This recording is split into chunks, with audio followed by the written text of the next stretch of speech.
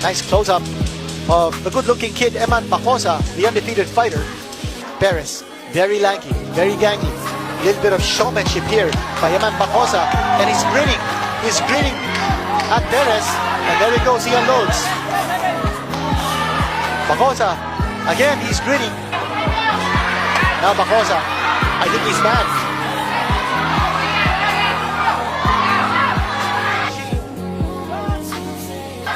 Iniipit ni Perez yung kamay ni Bacosa.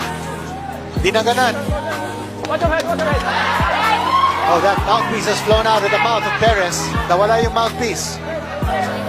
And Bacosa is actually telling the referee, kaya ganun bait ni Bacosa. Tinuro po sa referee kung nasaan yung mouthpiece.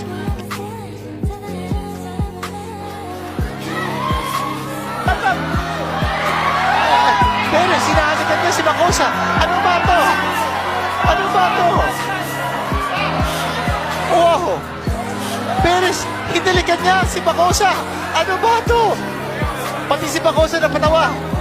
Masyado kasi mabait si Eman Bacosa.